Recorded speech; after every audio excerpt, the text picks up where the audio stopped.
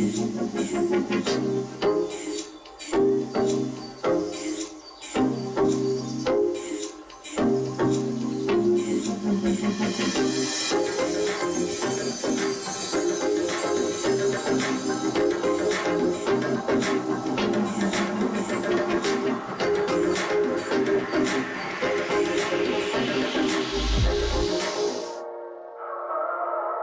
mic'd up with Mikey Mahtook. Got the boys in. I got Lloyd. We got J Mitch. We got Jackie Boyd. He tried to jump up, and he might have knocked it in. Good timing. Let's go. What a start to the Monday. I mean, I'm from Lafayette. My boys will come in and say,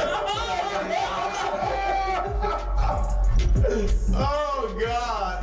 So me and Joe on the ground. I got Joe in the headlock. And he's sitting there.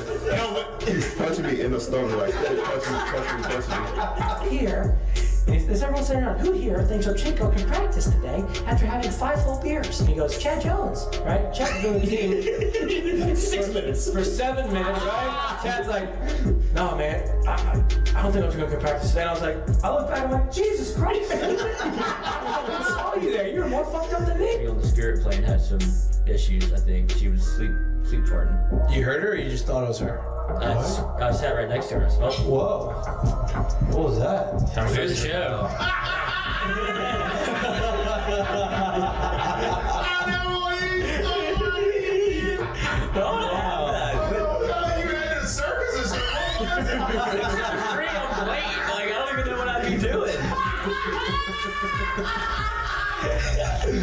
Now, when you do go to spring training, are you gonna bring your chinchilla and your turtle?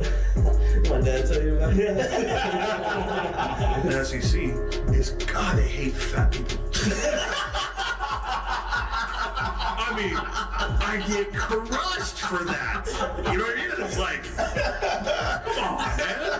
Hey, just the South, bro. You got a bunch of food down here. Like they should. Look at Lloyd. You know what, Lloyd? You're looking for a recruiting coordinator, coach. I'm here. He's like, I'll piss my pants right now. No way. We're wearing gray pants, long gray pants. He goes, I'll piss my pants right now.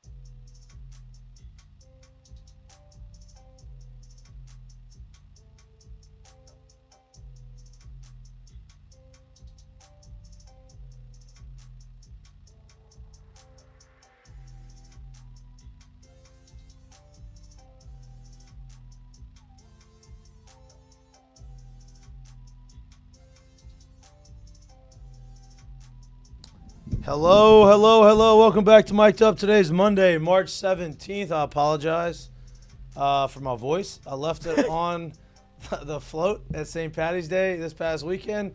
That's what you get when you have a Sunday fun day, and then you got to wake up. I got 9.5 hours of sleep on Sunday. I was sleeping before 9. Didn't really help. Did you fall asleep? Did you pass out? No, I fell asleep. Okay. I fell asleep. I felt like shit today. Mm-hmm. Saturday, we had a long weekend. Eventful weekend. Friday. Saturday. Sunday. Saturday was the eventful part, and then Sunday, obviously, the float. But we're not here to talk about my escapades that happened over the weekend. We're here to talk about sports. We're here to talk about LSU. LSU baseball starts the season off 3-0.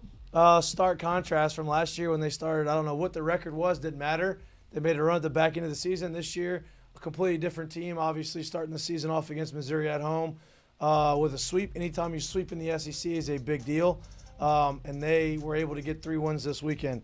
We have Steven Milm in studio to talk about the weekend, talk about the season this far, talk about what's to come. So we're going to get to that throughout the course of the show. J. Mitch is in Houston. Lloyd is here in studio. producing, doing his job. We Thank you. appreciate you. LSU softball also gets a sweep this weekend. Women's basketball is a 3 seed going into a lot of threes on this Monday. LSU is a 3 seed. LSU baseball is 3-0. LSU softball gets a sweep. That's also 3 wins. It's a trend. 3 LSU players, free agency in football, signed big deals. Jamar Chase. Yeah. Jamar Chase, Derek Stingley, and who was the third one? They had like the $666 million. I wish they would have added like an extra $1 million I to think that. they got 2. Maybe it was 2. Maybe T. Higgins was the third guy Yeah. of the people who signed. But there was I think they got between all of the LSU players that have been on the 2019 team, they've signed for over $1 billion. Over $1 billion, pretty impressive. Yeah, that's good. So pretty good. Maybe come to LSU. Yeah, maybe so. But we're not here to talk about that. Jared, before we get to Steven, did you get on the golf course again this weekend? I know you had a little bit of. You're right. You're in the thick of it. No. No golf this weekend. He's off. He was probably at home watching Rory win. I was watching SEC baseball, dog. What you mean? The conference schedule opened up. I was like, let me lock in a little bit. So yeah, You can still do both. I had both. I was watching Rory. Didn't love the fact they had to finish Rory's today. a bitch. I know you hate Rory, but he's been Who actually takes the phone? he's been playing well. Sure. What college golfer does that anyway? I get that too, but Rory can't be the bigger man. He did bring up one thing that you probably shouldn't ever talk about, which was Exactly. 2011 Augusta. Exactly. I get that. I would be in my feels too. Yep, no doubt. But he won. He cried on the tee box. Huh? He cried on the tee box whenever he did that. Yeah, but look, he made up. Hit it so far left. He made up for it though. He won. The players. That's a big tournament, dude. It was fucking hard. Don't put your nose up to the players. He's won it. This is his third time winning it. He's never won a Masters. No, he has not won a Masters. That is correct. But maybe he's been playing good golf. But we're not here to talk about golf. Let's talk about. And Tiger tore his baseball. Achilles. I know we talked about that. Let's talk about baseball. LSU plays Missouri this weekend. They win. I don't want to say handedly, but they sweep the weekend 3-0. Saturday game was a little bit more of a nut cutter than the other two. We're able to pull it out. I think you like to see those games moving forward, especially going up against Texas on the road against the top 10 matchup. The man who's been right in the middle of this, and Literally. literally in the middle of the lineup, in the middle of the infield, and kind of when his resurgence or kind of when his hot streak started at the plate is when the offense kind of exploded, and they've continued that over the course of the last 4 or 5 weeks. Steven Milm, I think it's the first time on the show, huh? It is, first time. Welcome. Thank you. Great lettuce. He said he has to redo it. It looks good. I can't Look I at can it. Check never him out. pull that off. It'll get redone. So Yeah. People think I dye my hair black. I do not. Yeah, he does. I think you do. See? Everybody, I do not. I do not dye it. This is all natural. No gray hairs. No dyeing. Not just for him. Just straight black. It's okay. Jared. Easy over there. Okay. We talked a little bit off air last year. Obviously, y'all didn't get off to the start that y'all wanted to in SEC play. Different team, different structure of the team, different feel of this team. But you played the first weekend is at home, albeit against Missouri. Obviously, last year y'all played against the top 4 teams in the SEC to start the season. But how important was it for y'all to get off to a really good start in the SEC and kind of continue to do those things that you did non-conference play in the opening weekend of SEC? I mean, I think it's good. I would feel like we got challenged in Texas when we played in Frisco. You got K-State and Nebraska. We had to come back in all of those games, and we ended up winning, so it was big for us, and we kept that momentum going all the way until now, where we swept Missouri. Had a close-ish game on Saturday, and that's just kind of our deal, is being good at close games, and that's what Coach Johnson wanted us to do this year, and I feel like we've been really good at that. And I don't know how many comeback wins we've already had, but that's way more than we did last year. Before we really get into the offensive side of it, and before we get into the stuff about you talk about close games. One of the guys that has been kind of pivotal for y'all in the close games is a freshman, Kason Evans, right? Came in, and this was the first game of the season where you felt like there was that home crowd energy. I think there was almost 12,000 people Taking leaps and bounds, I feel like, and he's just so mature for being a freshman, he knows what works for him and he knows what doesn't, and he's not scared to go out there and Did you see that early? Face those challenges. Did I see it? I did. He was actually a hitter. He was taking ground balls with me when he first got here. Oh, so he was supposed to do both? He did. He was supposed to do both, and I saw him get on the mound, and he blew me up with one. He's the fastest to the plate I've seen, and he blew me up with one heater, and I was like, yeah, you might need to just stay on the bump, kid. Yeah, he blew me up a couple times, but he's been lights out for us, and I hope he keeps going. Jay, you got something? Man, yeah, I got something for you. So obviously, just a little bit of a slow start for you personally. I got a 2-point question for you. One, is there anything that you specifically changed that kind of got you going? And obviously, you've been rolling and been feeling really well last few weeks, last more than few weeks, obviously. And then the next thing is, there's like the 12-year-old you looking up to like an Alex Bregman, now pinch yourself being the next guy from New Mexico playing shortstop at LSU. Like, how do you feel about that today? I would say me not getting going a little late. It's kind of just getting back to the basics and figuring out what was going on, and kind of just realizing it's. I can't hear shit. Let me get closer. It's not you. It's me. Lloyd's messing with the volume. It's okay. You good? I think it's Lloyd. Tell Lloyd. Yeah, Lloyd. Got it. You hear me? Yeah, I can hear you now. All right. Yeah, I think it was kind of just finding my swing again. I was out for a little while, got some at bats in the spring, and kind of had to figure it out a little bit, figure out my swing and figure out what was working, and broke down video from last year and kind of just copied and pasted it and tried to remember who I was, and just remember that it was just baseball, and that's kind of what just keeps me going right now. Just baseball and not putting too much pressure on yourself and just doing what you can do out there. I want to expound on that a little bit. So you talk about looking at film of last year, right? Mm-hmm. Obviously, everybody knows the story.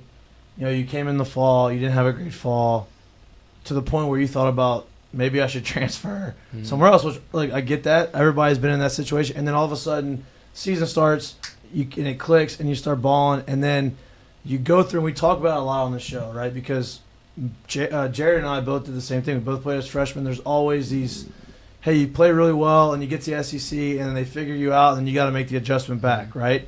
You went through that. You played really well pre-conference. Last year, conference started. They kind of made an adjustment, and you quickly adjusted to them. And then the back half of SEC and through postseason, you hit this extra. There's this other level, right? You started hitting homers, started driving the ball to the ballpark, and you started hitting for a high average. What went into that adjustment? Is it just you getting comfortable with the guys what they were doing to you, or is it you just kind of making a tweak in your swing?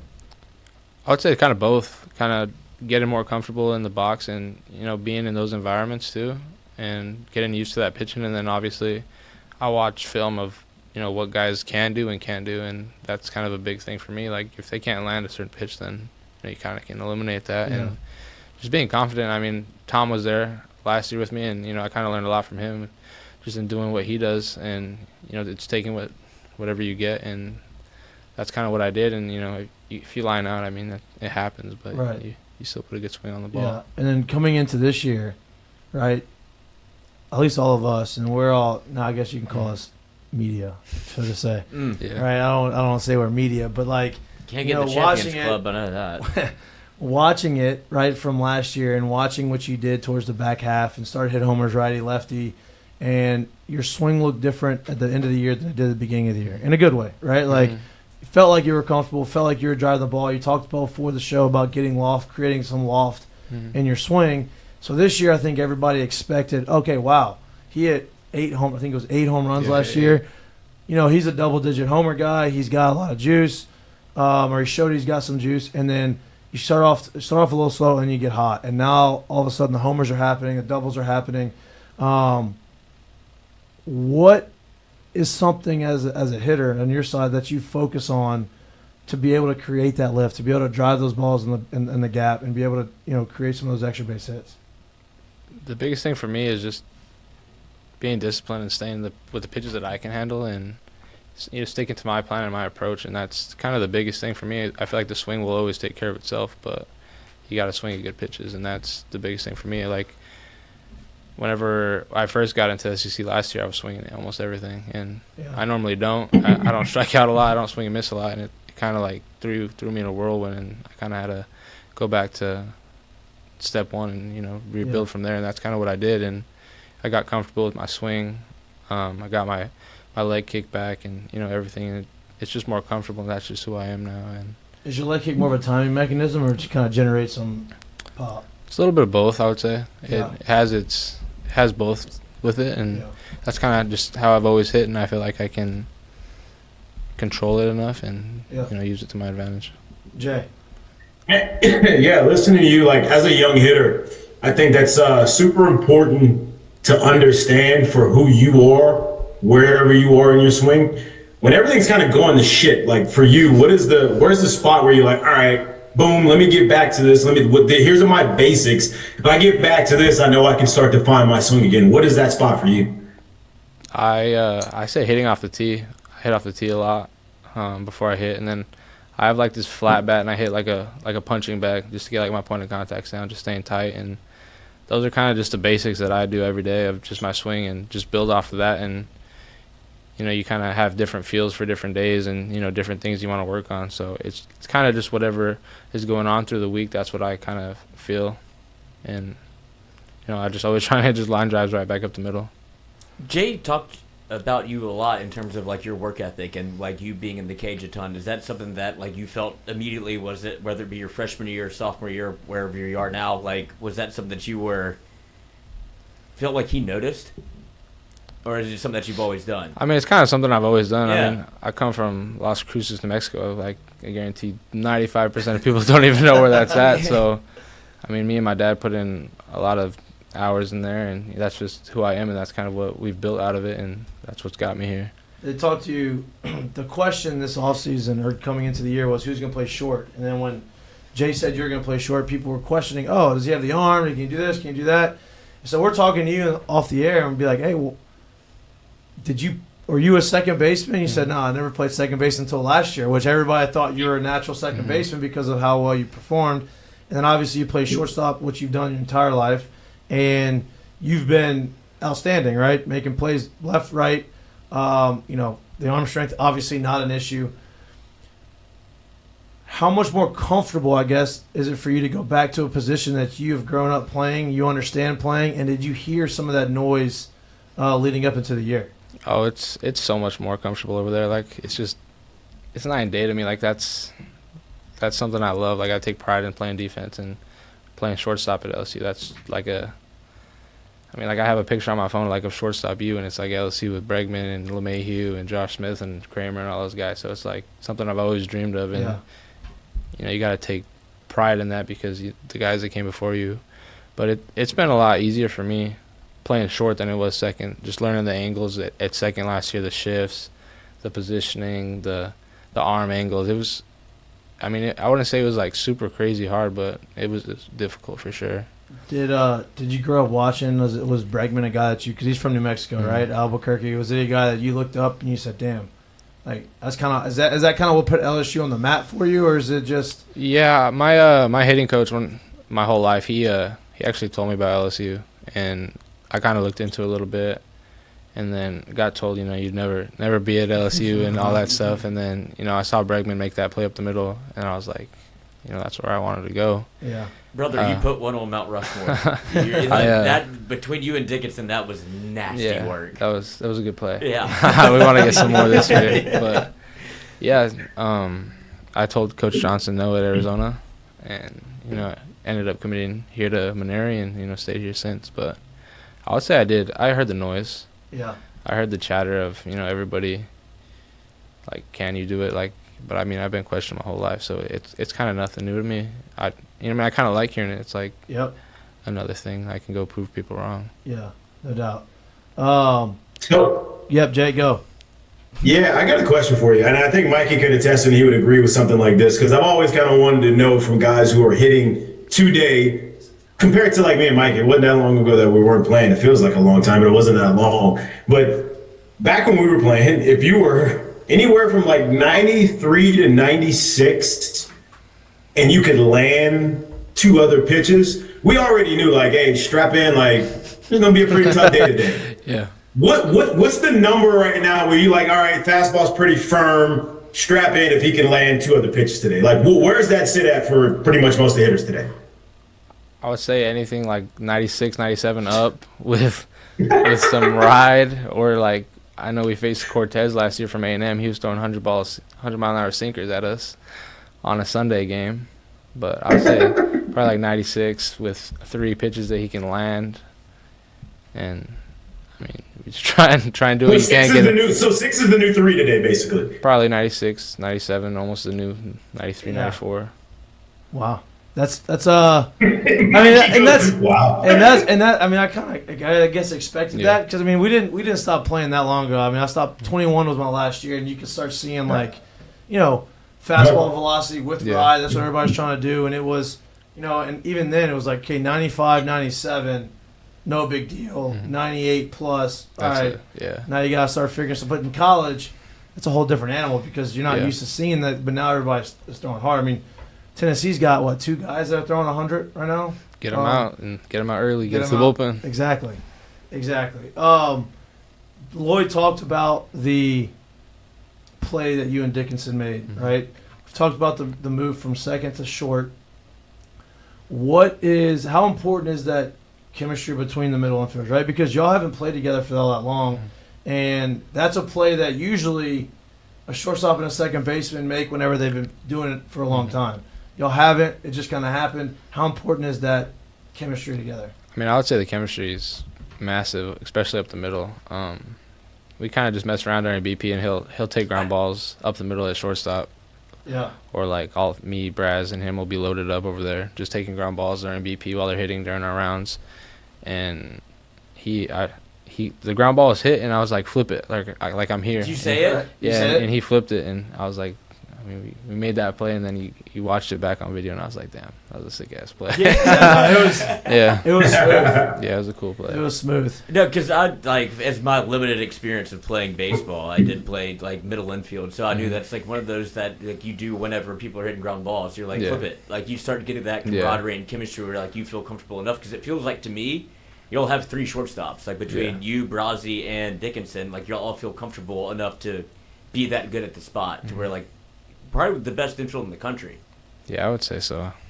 I mean, we don't make too many errors, and you know we make the outs we can make, and I mean even the play, like I flipped the one to him yesterday, like for him to stay on the bag, like that's just a big play in the game. Well, and people talk about, you know, when Trey Morgan left a couple of years ago, people talked about first base going to be an issue. Barry Jones has been amazing at first. Yeah, he can pick anything. I feel like he gets overlooked over there on how good he actually is defensively. Right, everybody talks about how good offensively he is. But how good he's been defensively, it's got to be pretty important, knowing that y'all can throw the ball wherever, and he's probably going to. He's got a big target. Yeah. I mean, he's got great feet, and you know he picks whatever, and you know he's always talking, always a good communicator on defense, and I feel like we got a very veteran infield this year, and that's big for experience and stuff in the SEC. You talk about the vets, right? That's important, but it's also important to have some of these young guys. We already talked about Case and Evans. We've, but you've had some other guys that have come in that have made a big impact. Obviously, Curiel has been one of those guys, top of the lineup. He has been lights out since he's been in the lineup, or since he's gotten LSU. How important has the contributions been, not only from him, not only from Case and Evans, but from Maverick Rizzi, from William Schmidt? Because you're one of those guys last year, right? Like the veterans are great. But you build a team with some freshmen that kind of grow into it. How important has that been? Oh, it's massive. I mean, to get the production out of those guys, I would say you don't gotta put so much stress on, like Bear, me, Dickinson. Like you don't have that stress. I mean, they kind of take a little bit off of you. You know, it takes less stress off of our bullpen. You know, having those guys show up, and you know we don't got Gavin Guidry, and you know you can run Rizzi out there, you can run Cowan out there, you can run Case out there, and you're just like, okay, you're perfectly fine without him almost. But I mean, to get Guidry back, that's a big thing for us. Yeah, do you know? I mean, obviously, Jay came out and said, I don't know. You don't. I really don't have no idea how long he's out, but the presence in the freshman classes, I mean, it's insane. I thought we had a good freshman class last year, and then you're like, oh my God, this class is even better. Jay, you got one? Yeah, man. So looking around the league, obviously you guys are as dialed into the program of taking each day by day, but I know, you get a chance to maybe at the end of the day, maybe at the end of the series, maybe at the end of the week. You look up and you look around and you see what's going on with 4 sweeps going on in the conference right now. Are you surprised by that that's how this kind of thing has started off in the league right now? And what do you expect, I guess, going forward? I mean, I expect the unexpected with this league. Like, anything can happen. Like last year, we, beat A&M. I mean, literally anything can happen. You can be up 10 runs, you can be up 8 runs, how South Carolina was on us, and you ended up losing the game. Like, it's just staying literally game by game. That's how we have to be, and that's how I kind of keep it. I mean, you look up at the other scores, and you're like, okay, but, until we face those teams, you can't really look too far ahead. You can just only stay where your feet are at. Lloyd, you got something? Yeah, I do, because you mentioned like some of the young guys and everything that's happened. Like, how important was it now to be able to get that experience early on? Whenever it felt like y'all went through a ton of like bumps in the road, I guess you could say. Whenever you were kind of thrust into whether it be the rotation or the lineup, and now it feels like y'all are almost veterans. Like between you, Bear Jones, Larson, like all like especially the freshman class. And you talk about this freshman class. Like, how important was that last year to be able to get to where y'all are this year? It's massive. I would say we got challenged. We got criticized. I mean, everything. Everybody wanted us to throw in the towel, and we fought back and kind of showed up and had to figure a way out. So I would say that's big for all of us. I mean, that whole team, everybody that came back this year kind of knows what it felt like, and that's kind of what we told our team going into this year. Like, that's not going to happen. Like, totally new dynamic, new everything, and way closer, and just know how to play baseball together. How close was Bear Jones to going pro? Were you surprised to see that? That's not for him to say. I was pretty surprised he came back. He called me like 2 or 3 days after. He's like, "Hey, you got a room in your house?" And I was like, "Yeah, let's go then." But I was pretty surprised. Yeah, it's been obviously we were all shocked, but I feel like him coming back and what he's done this year, he's a completely different hitter, right? Like, you already know the pop's there. He can hit a homer. He can get jammed and hit an oppo homer. Right? It's just kind of how strong he is. But I think what he's done this year is he understands the strike zone even more than he did last year. He's walking a ton. He's not chasing. He's not forcing stuff. And I think that's a credit to Dickinson, you, and the guys behind him who have really stepped up. And Pearson, that have really stepped up and started, driving the ball to the ballpark. And sort of says, hey, he didn't have to do it. You walk me, I'm going to get driven in. Yeah. Do you feel that? I do. I feel like our lineup's way deeper, and we know our identity this year in our lineup. I would say we don't got to rely on the long ball. We can beat you in 15 different ways if we have to. I mean, Brad's suicide squeeze twice to get 2 runs in, and then hit an RBI single, the line drive. So I mean, you kind of look up at the scoreboard and you're like, that's 3-0 on one hit, and then Bear can drive the ball out of the yard, then Josh hits a grand slam, and then you got to deal with me. So I mean, hey, y'all got some little dudes with some juice. Yeah, we do. And Pearson. I mean, and Pearson's homers haven't been cheap. I mean, yours haven't either, but he gets all of them. Yeah, he gets all of it. Hey, did y'all hear that? I respect the shit out of that. He's like, and you got to deal with me, so it is what it is. No doubt. Yeah, I mean, hey, I got a question though. Really, man, what, if anything, what have you been able to give the first timers and or the young guys coming into this league this year? Because obviously, you get guys coming in, they want to know what it's like. They want to know what it's like playing in this league. They want to know what it's like playing in Alex box. What have you been able to give them from your experiences from last year to kind of prepare them to go into the year this year? I would say it's a gauntlet. I mean, just expect the unexpected, and keep your head up. It's a roller coaster of a season. Marathon, not a sprint. Yeah, you can't get too high. You can't get too low. Just finding that right place for you, and I would say just keep working. I mean, it's a game of adjustments, and that's the biggest thing, especially on the position player side. You're always making adjustments, hitting, always working on something, trying to get better, trying to get the advantage, and our coaches do a good job of that blueprint for the young guys coming in. But like, I learned a lot from like Tommy and them, just how do you say it, like, whatever they give you to hit, like that's what you hit. You can't just be searching up there for one pitch, one spot like that. And that's kind of what I've told a couple of of them that aren't playing right now. But whenever they get their shot, they obviously Let get going. me ask you this. Early in the show, right, we asked you about your approach at the plate. And you talked about, as a freshman, being able to eliminate some of a pitch, right? Like, hey, I watched video we'd scouted. This guy has 3 pitches, but he's really only a 2-pitch guy. That's kind of how he approaches hitters like me. That's a very advanced approach for a freshman specifically. It obviously worked for you, which is, you showed at the end of the year. You're doing it again this year. Is that something like, people talk about guess hitting, and that's not the answer. You don't guess. You just kind of have an understanding, and you talk about not looking for one pitch. Do you look for location? Do you look for, hey, this guy, when you're hitting lefty, this guy's going to try to come in on me, so I'm looking at this part of the plate. If it's away from that, I'm just going to spit on it. I would just say I got 4 at bats in front of me.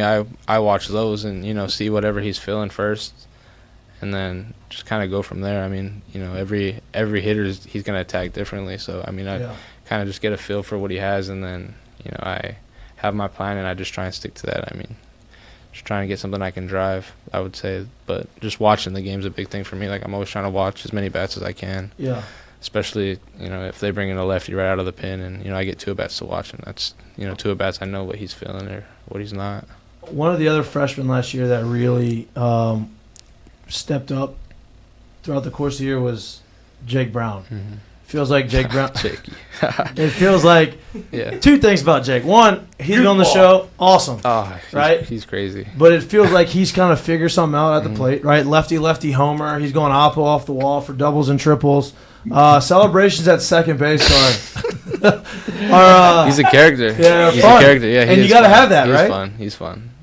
But have you seen have you seen him obviously take that next step? Y'all came in together. Well, it'd be so easy for him to, obviously the way that last year ended, to him, wear that on his shoulders as opposed to, show his personality. It feels like he's bounced back in a different way. And look, it's hard to hit off the bench. Mm-hmm. So, you're raking, you don't play the next day, he comes in 2 hits, right? And then lefty, homer. Yeah, he's kind of just like the guy that, he doesn't care, what it is. He's just going to go out there and just play ball. Do his thing. Yeah, that's how he is. And, that's kind of the personality that he brings. He's always messing around, always doing something. I know him and Bear and Josh are always up to something. And then Jake will come in and he'll be like, I'm about to homer right here. Or Josh will be like, yeah, I just hit a nasty homer. We're always doing something.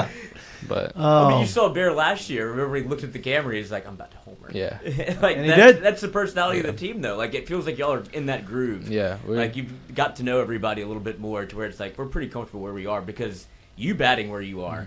Mm-hmm. Do you not feel pretty lucky to be able I can bat 6th and 7th instead of 2nd or 3rd? Yeah, I mean it takes the pressure off of those guys, and for me to be hitting down there, I mean it's crazy. I wouldn't say it's crazy, but it's just that's just how deep of a lineup we have, and that's how good of a team we have this year. I mean, we got Stanfield hitting 9th, and he's on base, I would say, 500. Yeah. So, I mean, it's just crazy. I mean, you got him and you got Carriel, both lead off. I mean, it's double lead off. Yeah, you have 2 guys who can run, who can score from first on a deep single. It's happened already twice this year with Jake Brown. I think just stealing bases all of a sudden. Yeah, Bear Jones has got bags. He's pretty fast. Yeah, he is. He's pretty fast. He is. Jay, you got something over there? Yeah, Steven, man, you mentioned something earlier. I thought it was pretty interesting because I love hearing different guys' approach on how they do different things. Lefty comes in the pen, or righty comes in out the pen. But let's say he faces 2 of the opposite hitter or whatever you are, and maybe this is working, but maybe it doesn't feel that way against the opposite arm. How do you approach that, and how do you go about that situation if say a lefty comes in, 2 lefties hit in front of you, and you're going to step in there right-handed? You're probably not going to get the same thing. How do you approach stuff like that? I mean, I would say just building off, what those guys see. I mean, I trust my teammates, and whatever the pitch shape they saw, that's kind of what I try and attack. And we got good scouting reports and stuff. So I would say I analyze it, but you take certain pieces out of it and take what works for you.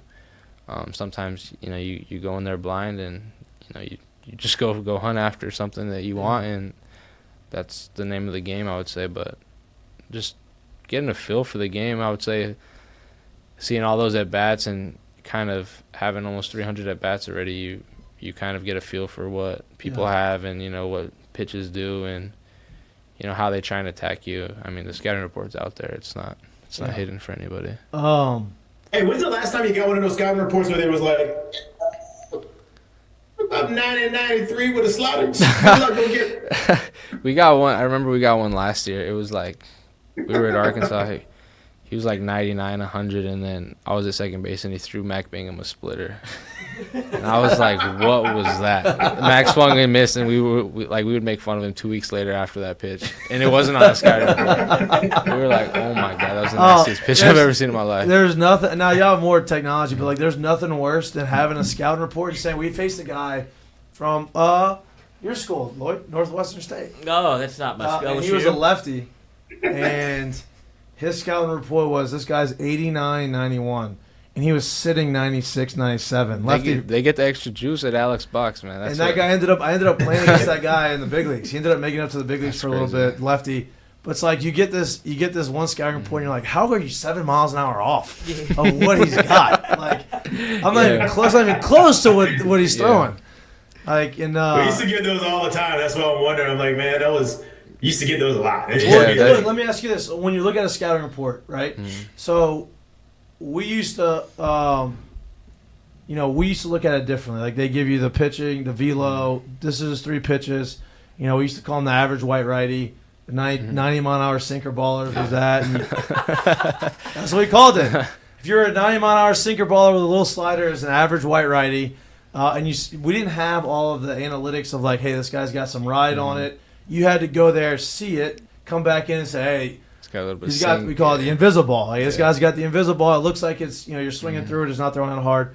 What does the scouting report look like now? Do y'all look at, hey, this guy's got like, he's got X amount of ride, or he's got this, or he's got that, or is it still, hey, this is fastball, slider, curve, fastball, slider, changeup at this velocity with a little run? Yeah, I would say it's kind of basic still. You got all the analytics with the spin and everything now, but I mean, Coach Johnson and them like to just keep it basic and hey, he's got a little bit of ride here, or get on top of it, or hey, he's synced, let's just see him up. I would say it's still basic, but I mean, sometimes you do got to get in there and see it for yourself and be like. At the end of my career, it used to be like, I need to see that, but I want to see how much induced vertical break was like the big number. Mm-hmm.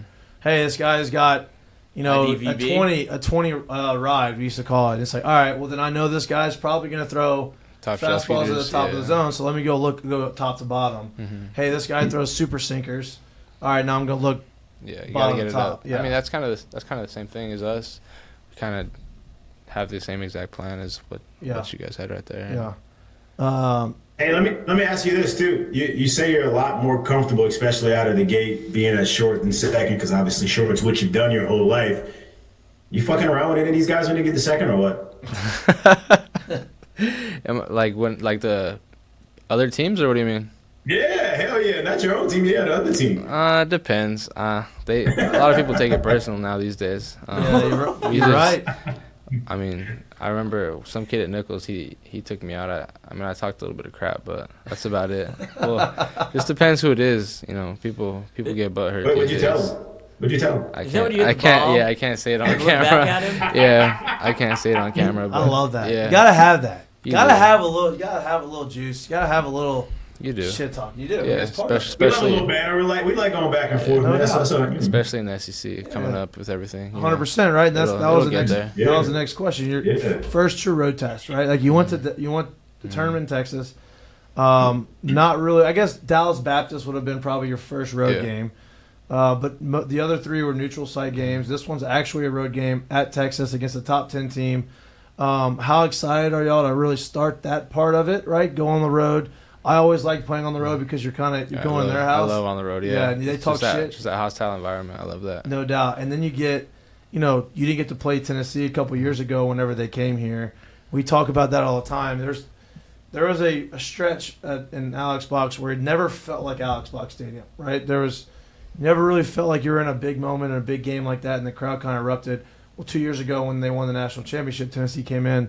Thompson hit a double off the wall with the bases loaded to take the lead, and it was like, damn, that feels good. You get that again. How excited are y'all that you kind of feel like That's kind of back. You talk about shit talking. Yeah. That's a team right there that likes to do it. Yeah, for sure. I would say Texas and Tennessee both like to, Yeah. talk. But I mean, going on the road's fun. I love playing on the road. Hostile environment, just a new, just a new test. I would say. Yeah. Texas first time in the SEC. We played them last year in Houston. That was a super fun game. Had a lot of LSU fans there. Yep. But it's just another challenge. I mean, just another game trying to do what we do out there and, just keep it basic. I would say that's with everything. Just keep it simple with all of us and go out there and compete. That's just our biggest thing. Wait, can you expand on that a little bit? Because I don't think people, like a lot of people that don't get the chance to play college ball and or further, it's hard to understand like what it's like. Don't get me wrong. I think every ball player, there's a certain feeling of kind of being on a stage that's cool and it's fun to play in front of like a supportive crowd. Yeah. So playing at Alex Box, it's a special feeling. And there's nothing really like it. But it's a different mindset and something completely different when you go on the road and you're just able to hush people. Can you kind of explain that mindset? Because I think it's hard for people to understand like why so many guys love going on the road to play. Yeah, I mean, I would say getting beat at home is a pretty bad feeling. I mean, you guys played.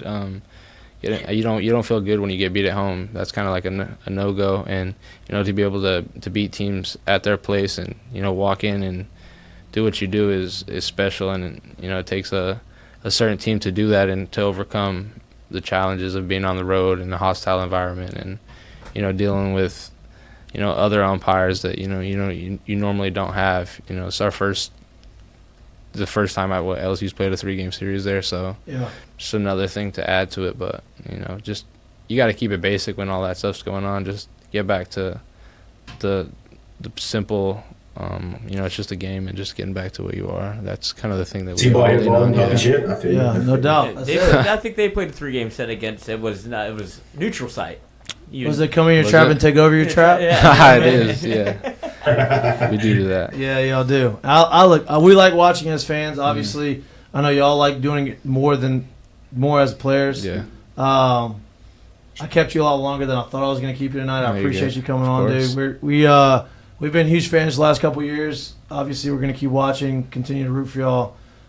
Good luck this weekend. Good luck the rest of the way. Hopefully, have y'all back on at some point this year. He needs to get some golf in this weekend. Yeah, listen. There you go. Hey, you don't understand. This guy's never played golf, right? Mm-hmm. Doesn't play golf. All of a sudden moves to Texas. This man's on the golf course 3 times the last 2 weeks. Dude, trying to get better. 5 It's like, days. Unbelievable. Made fun of me playing golf when I was here. This weekend, so who knows? I don't really know. Unbelievable. Yeah, maybe you'll probably see him this weekend. You better be out there. Are you going? Yeah, I think I'm gonna try to get down there. At least one. I wanted to try. I'm not gonna be able to make it, unfortunately. It's a far trip. Try to see if they let me be the bad boy. Yeah, let's sit in there. But dude, appreciate you. Of course, thank you. Good luck, guys. man. I appreciate it. Yep. Appreciate you, brother. Thank you. You can just go and you can just Walk where out. you want to go. All right, I appreciate you. Walk off. Lloyd, good producing with the, volumes. It was good. Oh, thank you. Yeah, it was good. I thought I was There he goes.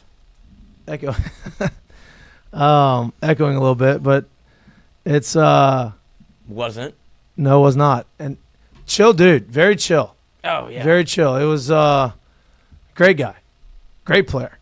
Good insight. The fact that he said that he, as a freshman, would look at scouting reports and eliminate a pitch or eliminate a location to kind of get going, like that's a very advanced approach. Yeah, it's an advanced approach, and it helps too having those, like he talked about it, having guys like Tommy White, having those older guys, having guys be able to kind of give him some help and give him some pointers on how to go about those things, man.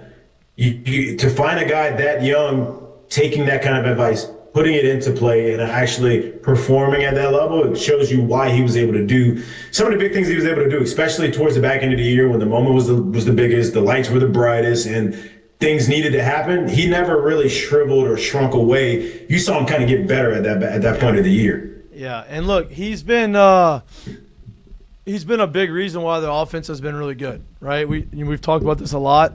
Everybody knew Bear Jones was going to be the middle lineup. He was going to be the guy that was going to hit homers. Everybody was hoping that Dickinson was going to be the guy to help him with some protection. But who's going to be the guy after that?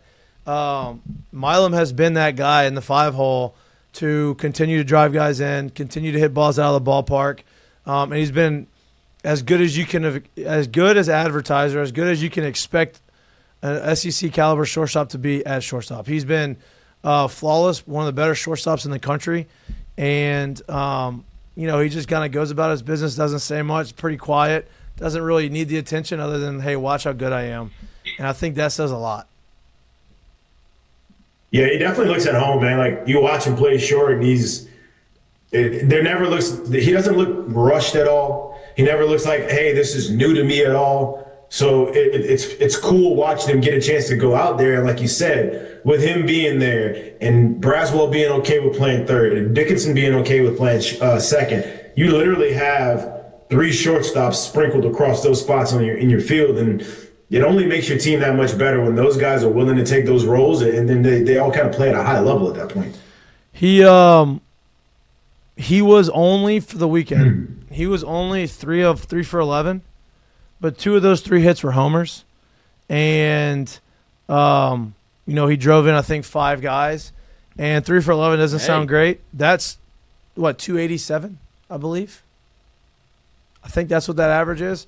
286, 287, yeah. Something like that. And so to be able to do that on your down weekends shows you kind of the type of hitter he is, and obviously starting to generate a little bit more juice or continue to generate the juice that he ended the season with last year.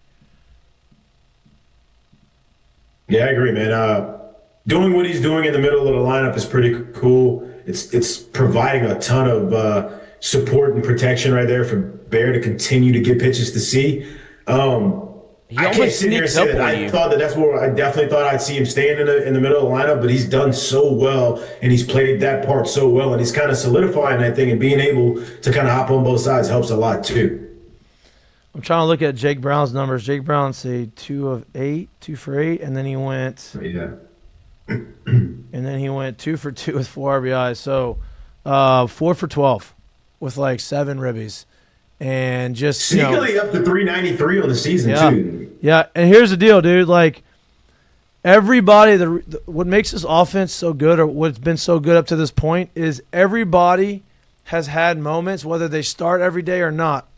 Ethan Fry went 3 for 4 on Sunday, right? Like he hasn't been starting consistently 3 for 4, right? Jake Brown comes in on Friday, pinch hits, gets 2 for 2 with 4 RBIs. Right, like Braswell coming in there, good weekend, right? He's finally, and Milam said that too before the show. He says he feels like he's about to get hot, right? That's what Milam says. That's what we've talked about. Jared, you said, we obviously we only see the game. We don't see what happens behind the scenes. Clearly, Jay thought or felt like Braswell was about to take that next step or turn the corner, and he did this weekend. Luis Hernandez starting to swing it. Had another home run this weekend. Right, so it's been nice to see these guys rise up to the occasion when the numbers are called. Yeah, I mean, I think that's something a lot of people don't see, and it's hard to understand that, is usually when you kind of go into a funk, it's always great if you can come out hitting balls hard and they're starting to fall as hits. That doesn't happen all the time. And usually when you see guys starting to come out of the funk is they're starting to just solid contact.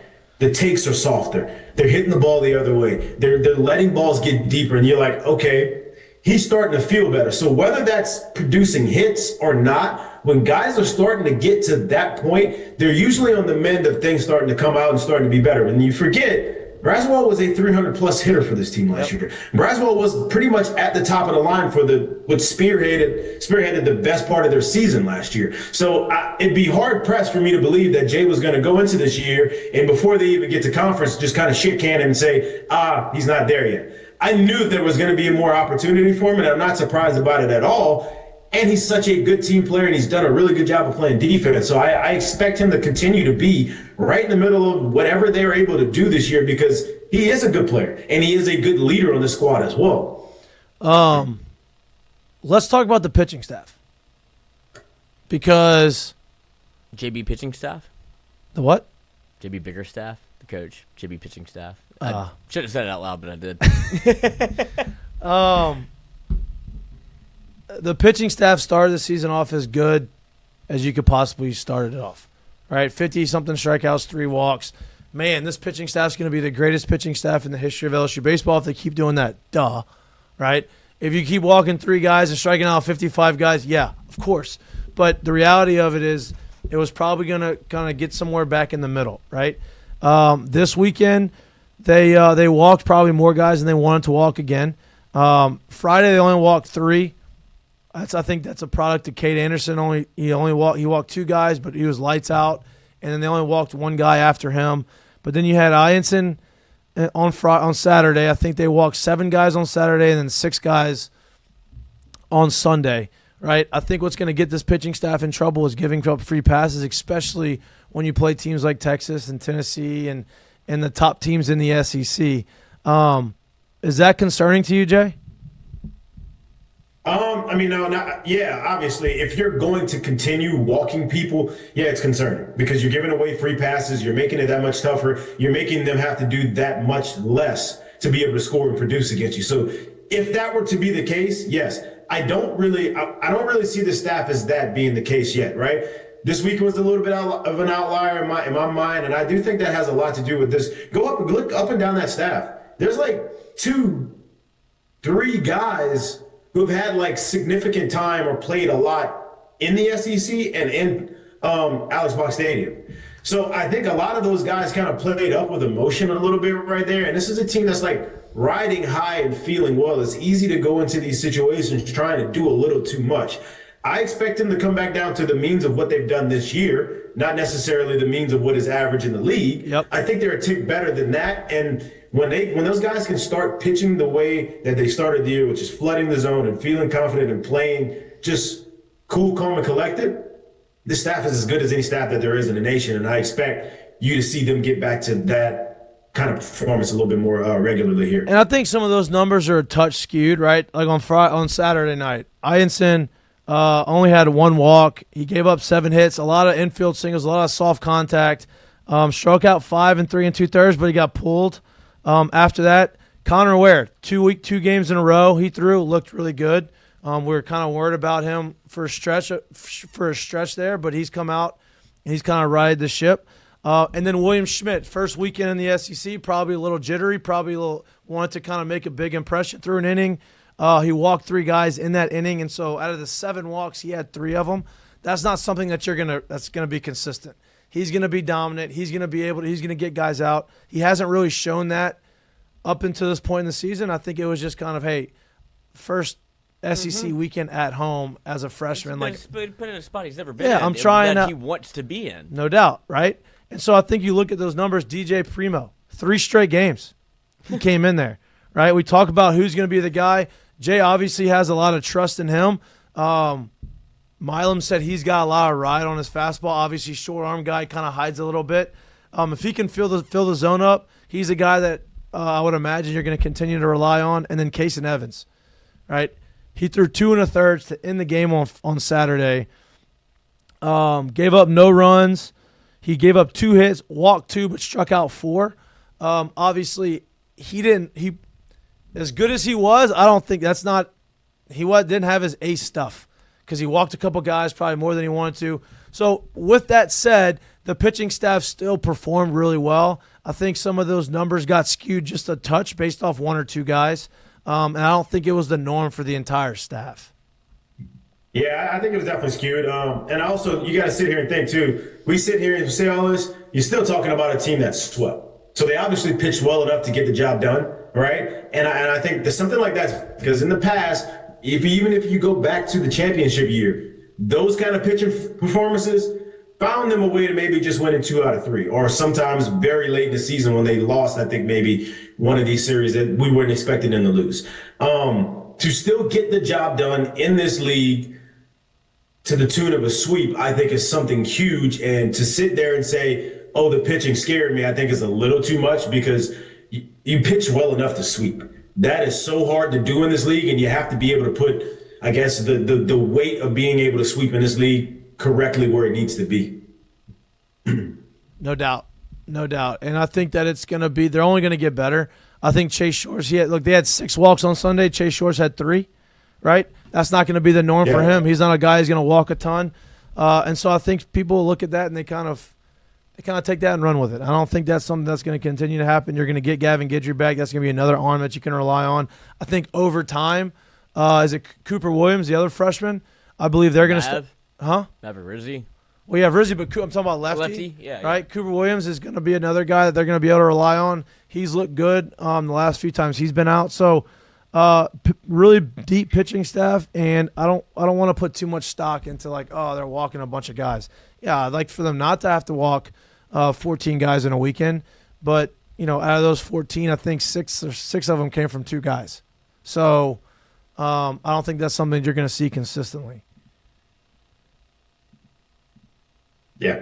Anything else this weekend that you like? I don't really have much to kind of keep, expanding on that at all. The only thing that I'll say is it's a one-off, Yeah.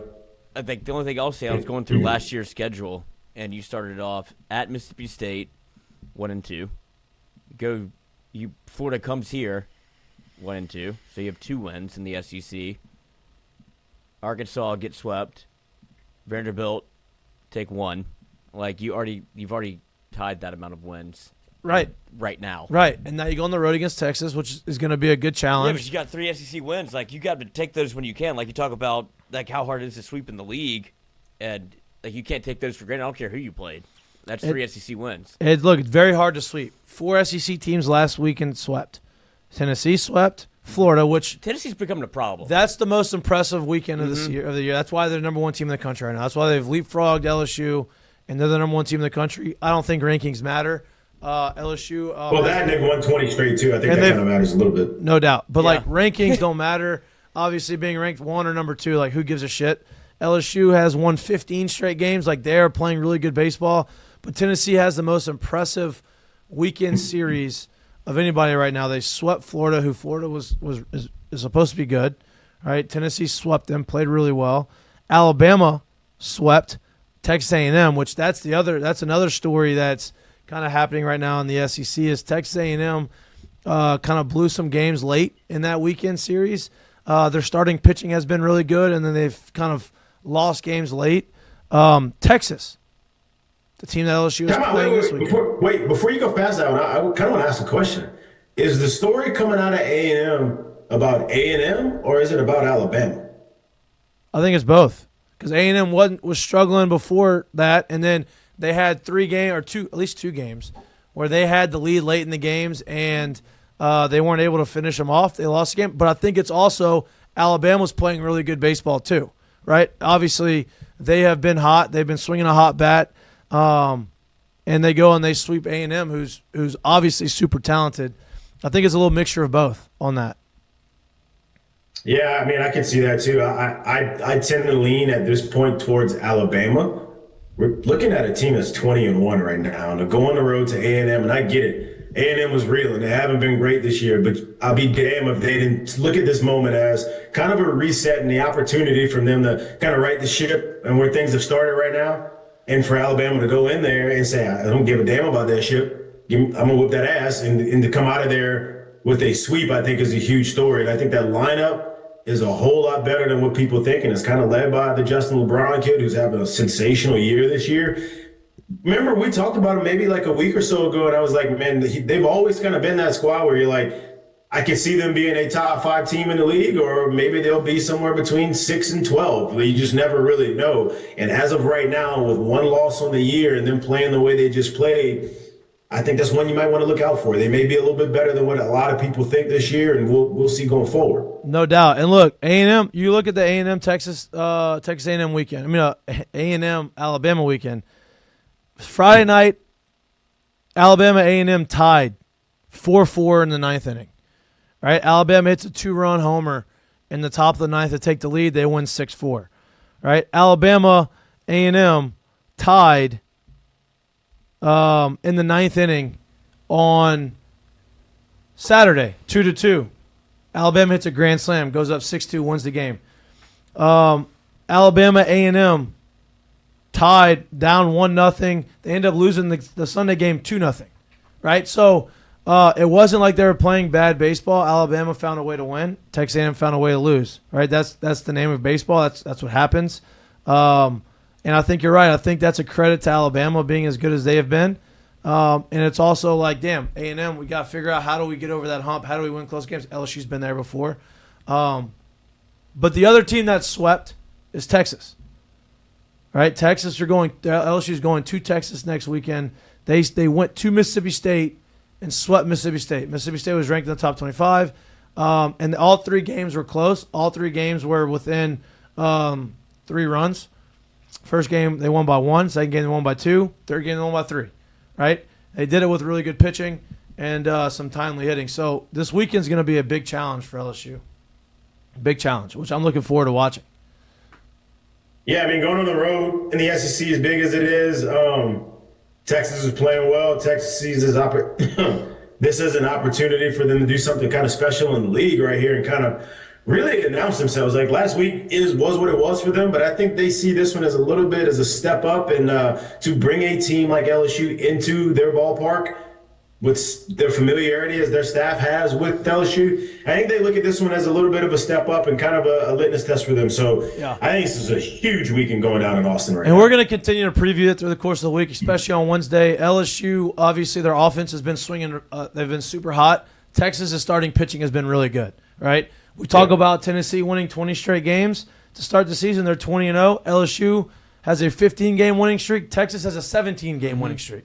Lost their first game of the season. They've won 17 straight games since then. So the 3 hottest teams in the SEC right now are, based off win streaks, are Tennessee, LSU, and Texas. Right? Obviously, Alabama only has 1 loss as well. They had a They had a midweek loss, I believe, and then maybe not. No, they lost Sunday 2 weeks ago, I believe, and then they've won 4 straight. But Texas has won 17 in a row, which is going to be a challenge. Speaking of Texas, South Carolina almost tried to do it. They almost won the series. They lost in extra innings in the last game. Oklahoma ended up taking that series, but not a terrible showing. Get them right. Not a terrible showing opening weekend. But speaking of Texas, former Texas alum, now current assistant women's basketball coach. You may know him as Joe Ratty. You may also know him as the guy on the sideline that's always wearing the nice sweaters or the suits. Joe Swaggy, maybe? Something like that. He's been on our show talking women's basketball. Obviously, the selection show happened over the course of the weekend. Women's college basketball was on. When was the selection show? Last night. Both of them. Back to back. And LSU gets the 3 seed. Shocker. Last time they were a 3 seed. Last 3 years. Last 3 years, yeah. 2 years ago. Worked out pretty well. Last year, not bad. Elite 8. Yep. Year before that. So I kind of performed well in the 3 seed. I think you feel at home in that seed. Yeah, it's comfortable. I mean, we'd love to be a 1 or a 2, but if you look at it, I mean, if you're a 2 seed, you have to play the 3 seed to get to the Elite 8. If you're a 3 seed, you have to play the 2 seed. So there really wasn't much. I don't really agree with all the 2s and the 3s. I was a little surprised by Notre Dame dropping to a 3. Mm-hmm. NC State being a 2. Sure. I don't know. It just some stuff doesn't make sense. Never going to complain about it. There were some coaches complaining about being 1 seeds today and yesterday, and I'm just like, guys, you're a 1 seed. Like, we haven't been a 1 seed yet at LSU. Coach knows what it's been like to be a 1 seed at Baylor. But you're in the tournament, and there's 68 teams that still get to play basketball right now, and that's one thing I'll never take for granted because I've been on the other side of it where your name doesn't get called on Selection Sunday, and it's a pretty miserable feeling knowing you work your whole season to get to March, be playing good basketball, and hearing your name called, it never gets old. And that's one thing that Coach reiterated last night to the girls is like, I've been doing this a long time, but there's still something about the thrill of seeing your name pop up on that screen, knowing that you're playing for a national championship. That's really what it is. You get 40 minutes each round, maybe more if it goes to overtime, but you're guaranteed 40 minutes to go out there and obviously take 6 games to win it, but you got to take it one at a time, and that's what we're going to do. And it sucks, but 9:15 tip-off on Saturday night. What do you mean that sucks? It's going to be awesome. It's going to be electric. I'm with you. What, the 9:15 tip? I'm fine with it. I mean, my night's just getting started at 9:15. Yeah, that's where I am. Like, I'm finishing dinner, getting in the shower, getting ready to go. But it's not going to be 9:15 where y'all are. Where you going? Get ready to go where? Right? It's 9:15 Central. Yeah, I know. But We're in Baton Rouge this weekend. Oh, that's right. Y'all are They Baton Rouge. host. We host. Yeah. Wait, tell my coach. 9:15. You getting dinner, getting in the shower, getting ready to go where? Strip club. Not the strip club, but getting ready to get the To weekend. Earl, up. Uncle Earl's. I saw Uncle Earl's this Yeah, weekend. I mean, it was St. Patrick's Day this weekend, but no, honestly, You'd have thought they saw a ghost when they saw me in there. I was shocked. I'd never seen See this man Mikey get out. beat up? Yeah, I did. No, I got there just after. Did not get beat up. Anyway, I feel You got bad. the cheeks clap? No, Coach, I got a story for you. I did not have to throw a punch or land a punch. The policeman did that for me. Ed got hit. Yeah. Hey, what the hell happened? We don't know about this. I wasn't there for this. I got I had there. nothing to do. Listen, it was nothing. It was nothing. I did not get in a fight. I'll kerfuffle. tell you the story off air. A kerfuffle. Yeah.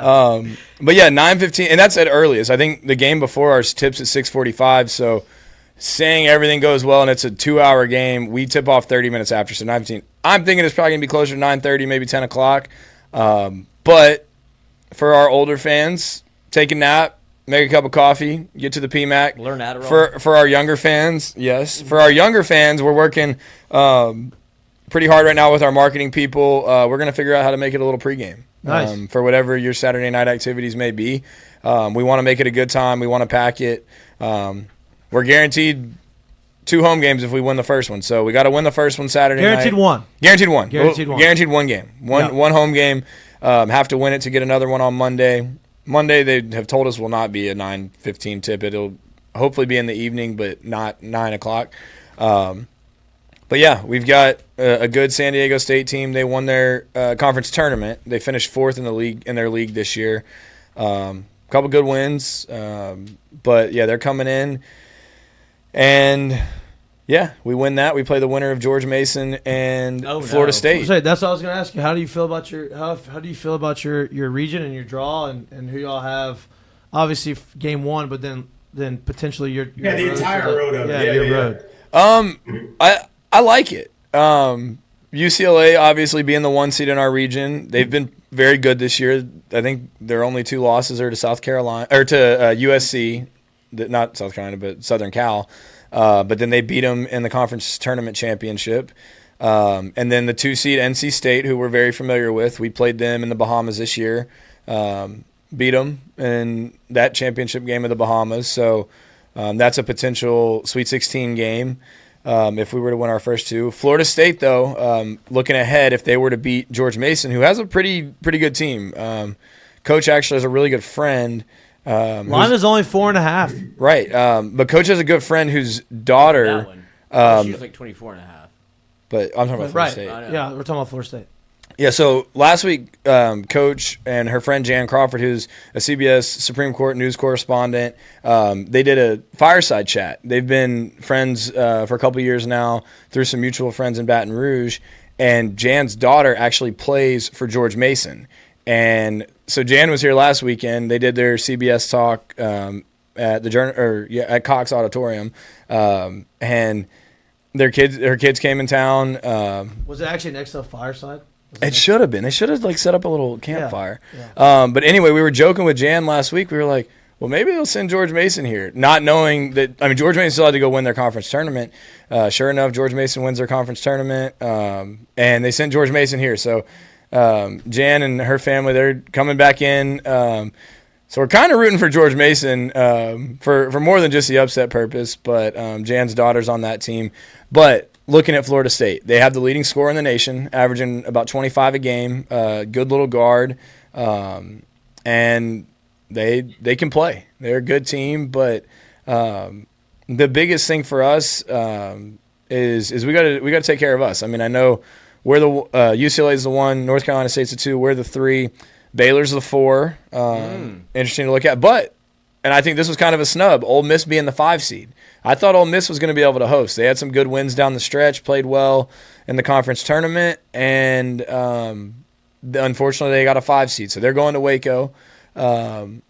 And it would not shock me one So bit. how does that work? The top 4 seeds host? Top 4 seeds in each region host region, the yeah. first 2 rounds. And then we are taking the 2,300-mile flight to Spokane if we win our first 2 games. That'd be west. That would be way, way west. Up near- Northwest. Northwest. You don't Like, sound like you're too, almost you to don't sound Canada. Like you're too thrilled about that.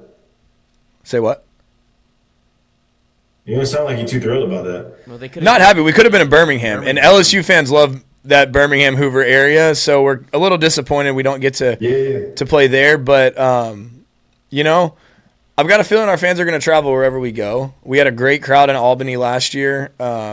This is a little bit farther than Albany, complete opposite sides of Different the part United of the country. States. Yeah. Go see a different part of the country. Yeah, exactly. They say Spokane's really nice this Very time of nice. year. Is it? I don't know if it's It's gonna be Spokane or Spokane. Spokane. Spokane 4. Spokane 4. Okay. Probably going to be a little nippy. Yeah, I think mom's already talking about it because she may just stay in Baton Rouge because we're talking about leaving on Tuesday.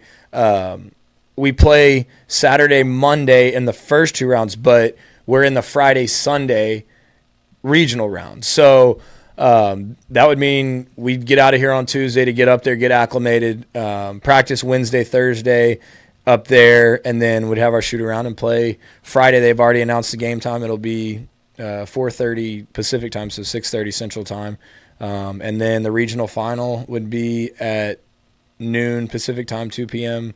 Baton Rouge time. And so if you win those 2, then you're going to Tampa. So I don't want to jump. Yeah, we're not jumping that far. I don't want to jump too far ahead. But what I want to ask you is obviously y'all are extremely talented. Yeah. You have a lot of really good players on the team. You have a lot of players that have gotten better throughout the course of the year.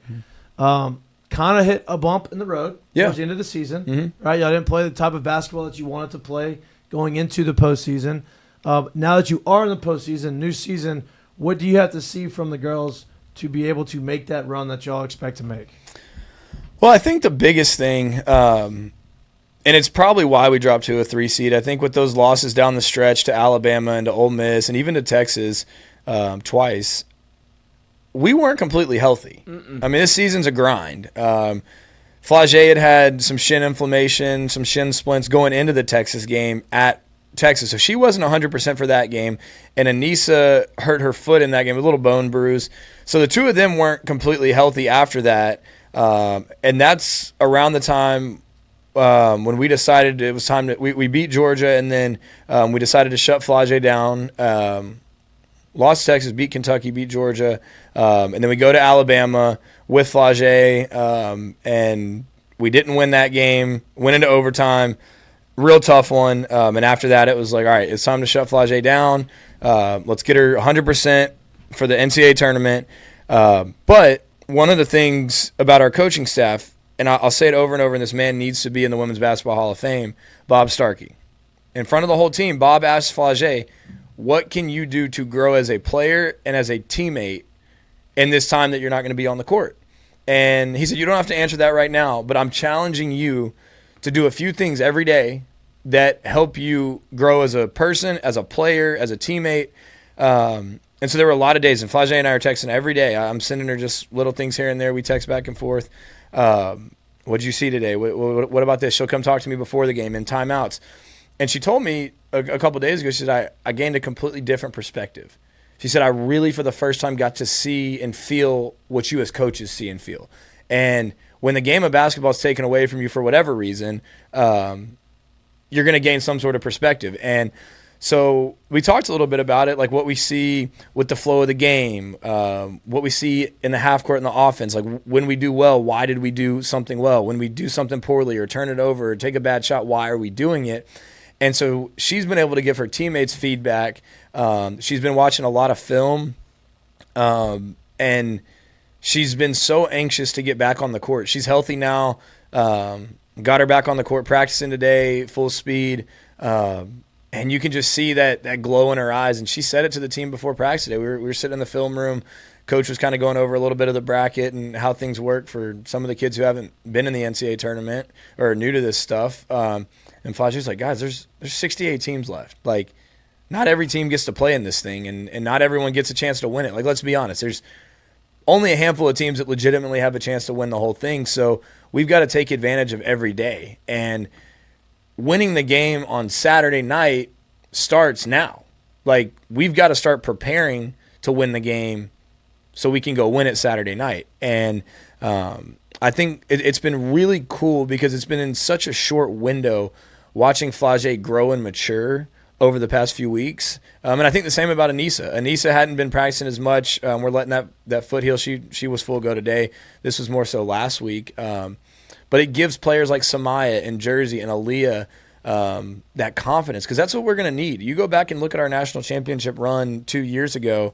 If it weren't for Kateri Poole and Jasmine Carson, LaDeja Williams, heck, we took Jasmine Carson out of the starting lineup to put Kateri in for defensive purposes. So bottom line is you've got to be ready when your number's called this time of year. You could go – I mean, Jasmine Carson, I think, only scored 3 points leading up to the Final Four and then goes for 21 in the first half against Iowa. So you've got to be ready, and whether that's 2-3 minutes at a time or someone's in foul trouble and you've got to finish the half, play 8 to 10 minutes, whatever it is, this time of year there's no excuses. You don't take anything personal. Your feelings need to be pushed to the side because there's going to be a different hero in every game we win. You can mark my words on that. Even with Angel last year and Lex the year before, like, there's games where you're not going to play well. We can't count on Michaela Williams to score 36 games in a row and take us to the promised land. I mean, we'd love that, but you've got to be ready to step up. You've got to amplify that intensity and that swag. We've gotten it back, even though our record the past 3 weeks hasn't shown it. I think we're in a really good place right now. Even though you lost a couple games, people. I think that shows how confident you are. Yeah. To be able to sit. It's like, look what we did against Texas, who's a 1 seed, and at the time was the number 1 overall team in the country.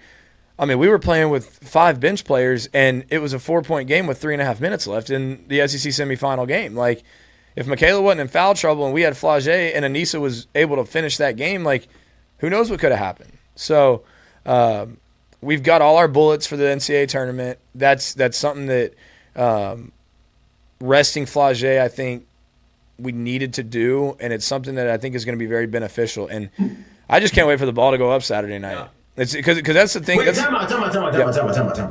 You got all the bullets, but how healthy are the bullets? Like, are the bullets like really ready 100%. to go, or are we just there? We are 100%. Everyone is 100%. Flage, here's the thing, and I may be wrong. I don't know what was going through Coach's head. If we would have made it to the SEC championship game, 2 seed, I really think Flage would have played in that SEC championship. I don't know why I feel that way, but I think Flage would have played that SEC championship game in some capacity. And Anissa wanted to go back in the game against Texas, but the doctors were like, why? It doesn't gain you anything. And I think they both were really itching to get back on the court.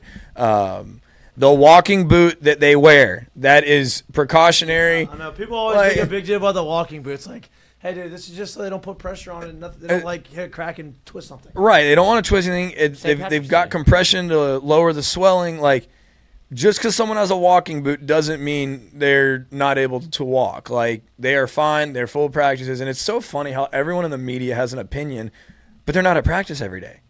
Like, okay, so you can post a picture of someone in a walking boot, but did you not watch us practice for 2 hours this morning? Like, she was in the cold tub. Like, it's part of recovery, and there's so many ways to recover now. Nike actually just partnered with Hyper Ice, and they've got these boots. Patrick Peterson. It might be him, LeBron. They're like these boots that you put on. They're like Normatec, but they're like they look like tennis shoes, but they do the same thing as Normatec recovery boots. Increase blood flow, get the bad stuff out, good stuff in, and Flage had them on in the locker room the other day, and it looked like she was going to jump on the moon or something. But whatever helps these kids recover quickly, whether it's ice baths, steam, hot, cold, whatever it is, we are 100%. We're good to go, Jay Mitch. The Tigers are at full strength and very excited to be back as a full squad. I'm gonna ask you a question. How we get some of them boots for you? Like, after dinner? I'll start wearing them. Wear them on the sidelines. Ooh. I'm gonna ask you a question, and I'm not sure. I don't know the stats to this, right? But I want to ask you this. So, postseason basketball in general is a game of runs. Right. Postseason basketball specifically, game of runs, right? You're gonna have a lot of momentum one way or the other. And how you either maximize the momentum or stop the momentum can be the reason why you win or you lose. Right. The reason you advance or your season ends. Exactly. Yeah. There has been somewhat of an issue at some points in the season in the third quarter. Yeah. Right? Where y'all have had leads that have evaporated because of some of these leads, because of different reasons. Right?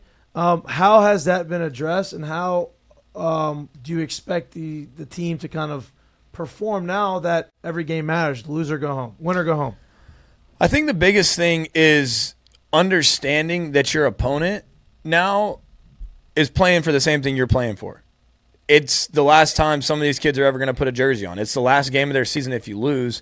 So we're used to getting everyone's best shot, but how do we address it? So a lot of it's in the film room. You go back and watch the Texas game. Why did we blow a 12 to 14 point lead? Go back to the Oklahoma game. Why did we blow a 17 point lead?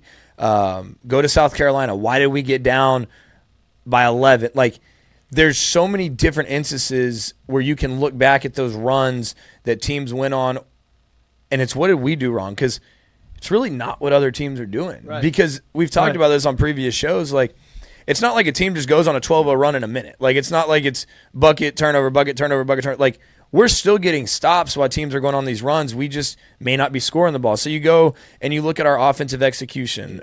Maybe we question ourselves as a staff. Are we running the right stuff? Is the right person touching the ball? Are we settling? One thing we really emphasize is getting to the free throw line more, especially with Michaela. Michaela's a volume scorer. When she gets going, she can really fill it up. But one thing that elite scorers do and that she's really learned how to do this season and she's getting much better at is get to the foul line. Get some buckets when the clock stopped. Get that confidence even higher. I mean, that's why it's called a free throw. I think working on situations in practice. We spent a lot of time today going over special situations.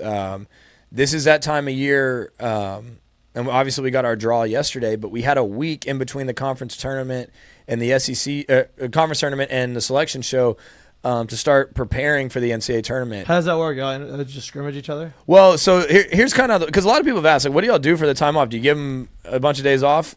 We got back from Greenville on Sunday. We gave the girls Monday and Tuesday off. And then Wednesday we had individual workouts. So the guards were together in the main gym. The posts were together in the practice gym.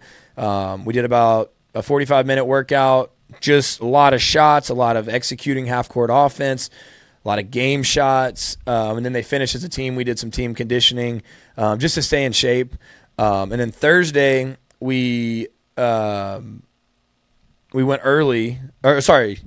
Wednesday we practiced. Thursday we did the individual workouts, and then we went out to Plaquemine and had our team crawfish boil. Thanks to Ivan and Jennifer Cabrera, which the girls love. It's one of our favorite events of the year.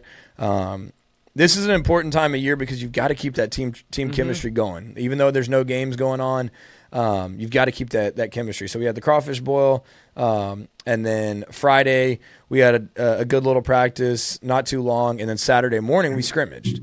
It was the first type of game action. We went 4 full quarters, just like a game, just game simulation, mixed up some lineups. Tried some different things, different people at different positions, looked at different lineup combinations.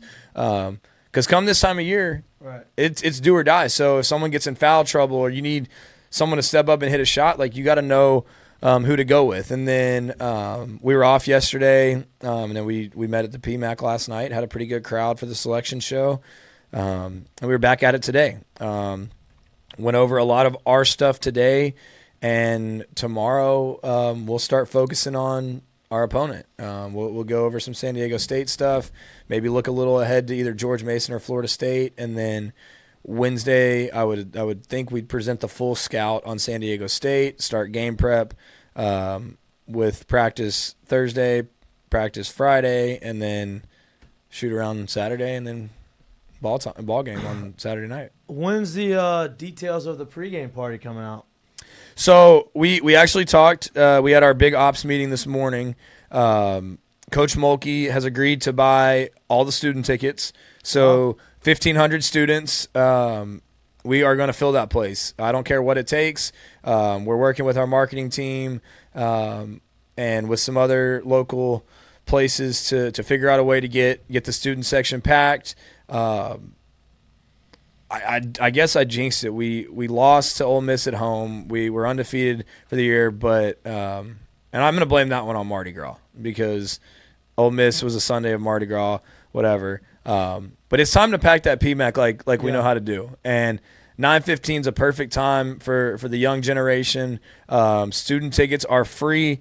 We'll be sending out a link how to claim your ticket. Very easy to do. It'll come to your email. You click claim ticket, show it at the door. Boom, you're in. Free ticket boom. For the first 1,500 students. So that on top of probably some pregame giveaways, working on some stuff probably outside the PMAC, and I'll get those details out for y'all for social media later this week. But 9:15, It's like, you remember back in probably like 8 to 10 years ago, maybe longer than that, they used to do the first day of college basketball season. They'd tip it like midnight, and they'd go 24 hours. It was a 24-hour marathon, and they don't really do that anymore. So 9:15, that doesn't really bother me. We've got a couple people on staff that go to bed well before that. So Bob I was in bed. I was Bob, not Bob. No. You don't have to worry about Starkey. I was sleeping before 9:15 last night. I was asleep about 10. Yeah, I fell asleep. Did not pass out. Fell asleep. But yeah, we've got a couple on staff that are not night owls. I would consider myself a night owl, but or is it? Hey, why you fell asleep so early last night? That's the Wolves. You're howling with the Wolves. I guess that works too, though. Huh? Why? Why'd y'all fall asleep so early? Oh, we had a recruit in town this weekend. Yeah. Actually, we had a recruit in town Thursday night and Friday and Saturday, and left early Sunday morning. So I actually, and I hate to say it, Jock Duce asked me about it yesterday. I did not get to take part in the parade. I didn't really get to do much during the day on Saturday. That is why I fell asleep early. Yeah, because I was in the parade. Oh yeah, you weren't recruiting. I thought you were going to say because you had a recruit in town too. It was like, my arm was a little tired. I threw a lot of beads. Yeah, but I've said it. I think before Coach retires here, she's got to be the Grand Marshal of that parade. I think it would be so cool because if it falls on a date that do doesn't they have Grand Marshals of I guess they do. Yeah, Simone was the Grand Marshal last year. Yeah, they do have that. So I think it'd be cool. Get Coach on a float with the team. She's a big country music girl. Maybe get like Lainey Wilson to perform somewhere. Like mix it up. I know they had who'd they have this year? Sean Kingston. And Parmalee was there too. Oh, yeah, I don't even. That's like what 10, 15 years ago. I don't know. I didn't know any songs or understand what they were saying. It was a shame that the weather kind of made it the way it did. That's the other thing we were talking about. How do you think Sunday? I didn't do anything on Sunday, but with the parade being Sunday, you think it affected those places? It had to affect them Saturday. It affected Palooza, Earl's for sure. Yeah. There was a big turnout. The other the area of like ZZ's and Ivar's was packed. I saw some videos yesterday of those. The weather was beautiful yesterday. Beautiful. Great weather. But Saturday it just happened to be tornadoes and look, weather this weekend. Beautiful. I don't even know what it's going to look like, but it's beautiful. Yeah, and if you're it's definitely beautiful. I love it. Be indoors. And we're indoors. Well, not the pregame festivities. Yeah, pregame festivities will be outdoors. But here's what I'm saying: like 9:15, there's a lot of hours in a day. Like you go play golf. 24 of them actually. There's 24. And how you use your 24 separates you from the person next to you. You can't get those seconds back. Right. So if this was me, if I'm a fan, like. Wake up, make breakfast, maybe a cup of coffee, go play 18. Get afternoon, maybe a little workout in, take a nap. There's going to be a ton of hoops on. We are the last game of the day for women's basketball. The last game of the first round, actually. So, and I think the men's weekend will be going on. So, yeah, I'd watch some hoops and then be a nice little weekend. Yeah, make your way over to the PMAC for sure. Texas LSU baseball. I'm sure it'll be on TV. So if you're not, that's right, it's nationally televised, right? Not sure. I thought I saw it maybe. So if you're not going to Austin, I can find that. Pull up to the PMAC. It's that time of year where it's time to dance. I'm so ready to play. No doubt. Well, we're excited to watch y'all. Yeah. We're pumped to watch. Obviously, basketball in the PMAC, postseason basketball in PMAC You is don't have really to share fun. with anybody, that's for sure. I will. I know we don't directly have to share with anyone, but I would like to give a shout out to Southern's women's basketball team. They made the NCAA tournament this year. Yep. I think they're the play-in game, and if they win that, they are going to LA to play UCLA. That'll be a tough one, but congrats to Southern. And then obviously on the men's side, McNeese. Shout out Will Wade and that crew. Heck of a season they've had. Yeah. I'm rooting for them. A lot of people here in Baton Rouge are rooting for them too. Yeah. I'm excited to see what they can do. Yeah, no doubt. Look, I have them upsetting. They're a 12 seed, 12-5. I have them upsetting Clemson in the first round. Who's your men's Final Four? I'd love to know. He can't name for the team. I have 2 brackets. No. I just want to hear, because I started looking a little bit today. We do a little family fun pool. I'm gonna tell you right now. Let me pull it up. 1 second. LSU. No. Yeah. Slow internet. Hold on. Lloyd, what about you? You seem so confident. I don't do I abstain. So I have 2 futures on LSU women's basketball to win the whole thing. So I have in one of my brackets. Fine. No pressure.